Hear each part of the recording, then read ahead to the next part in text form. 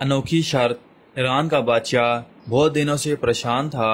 یوں تو ہر طرف خوشحالی کا دور تھا، مگر بادشاہ کی پریشانی کی وجہ سے اس کی اکلوتی بیٹی شہزادی ثنا تھی۔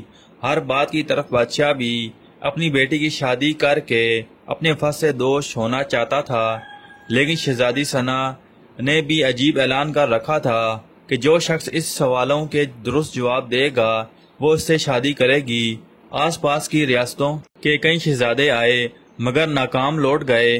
اس ملک میں نوجوان طالب علم بھی رہتا تھا، اس کا نام عاظم تھا۔ اس نے اپنے والد سے کہا کہ وہ اپنی قسمت آزمانا چاہتا ہے۔ عاظم کے والد استاد تھے اور کئی برسوں سے لوگوں میں علم کی روشنی بانٹ رہے تھے۔ ملک فارس کا وزیر اعظم، بڑے بڑے درباری اور شہر کا قاضی بھی ان کا شاگرد تھا۔ باپ نے بیٹے کی خواہش دیکھی تو بولے، بیٹا اگر تو ناکام لوٹا تو تیرا کچھ نہیں جائے گا، لوگ کیا کہیں گے کہ ایک استاد کا بیٹا ناکام ہو۔ عاظم اپنے باپ سے کہنے لگا، بابا بڑے بڑے شہزادے لوٹ گئے، اگر میں بھی ناکام ہو گیا تو کیا ہوا؟ یہ تو مقابلہ ہے، جو جیت بھی لے، اور شاید وہ خوش نصیب میں ہی ہوں۔ اگر باپ کو بیٹے کی ضد ماننی پڑی۔ عاظم خوشی خوشی محل کی طرف چل پڑا۔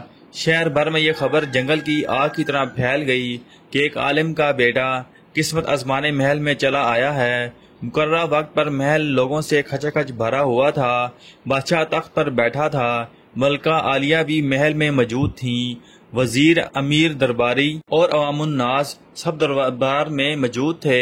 آخر شہزادی نے اپنا پہلا سوال کر ڈالا۔ اس نے شہادت کی انگلی فضا میں بلند کی۔ عاظم نے کچھ دیر توقف کیا اور پھر شہادت والی انگلی کے ساتھ والی انگلی بھی فضا میں بلند کی۔ یہ دیکھ کر شہزادی مسکرا اٹھی اور ملکہ عالیہ بولی، شاباش اے نوجوان، تم پہلا مرحلہ کامیابی سے طے کر گئے ہو۔ دوسرے سوال کے لیے شہزادی کرسی سے اٹھی اور ہاتھ میں تلوار لے کر ہوا میں چلانے لگی۔ کچھ دیر بعد وہ دوبارہ اپنی نشست پر آ کر بیٹھ گئی۔ بادشاہ سمیت ہر درباری کی نظر اعظم پر تھی۔ اعظم کھڑا ہوا اور اپنی جیب سے قلم نکال کے فضا میں بلند کر دیا۔ شاباش اے نوجوان، ہم خوش ہوئے، یہ جواب بھی درست ہے۔ ملکہ عالیہ کی آواز دربار میں ابھری۔ اسی کے ساتھ دربار مبارک ہو کی آواز سے گونج اٹھا۔ 2 سوالات کیے تھے، ان کے جوابات کیا تھے؟ اب ہر شخص اس پر غور کر رہا تھا کہ شہزادی نے کیا پوچھا اور اعظم نے کیا جواب دیا۔ لوگوں کے لیے یہ ایک راز تھا۔ آخر شہزادی نے تیسرا سوال کر ڈالا۔ وہ تیزی سے سیڑھیاں اتری اور تیزی سے سیڑھیاں چڑھ کر دوبارہ اپنی نشست پر بیٹھ گئی۔ یہ بڑا عجیب و غریب سوال تھا۔ ہر طرف خاموشی تھی، لوگوں کی سانسیں رکی ہوئی تھیں۔ اب تو اعظم کے ہاتھ پاؤں ٹھنڈے ہوئے جا رہے تھے۔ آخر اعظم کھڑا ہوا اور اپنے دل پر ہاتھ رکھ کر شہزادی کی طرف دیکھنے لگا۔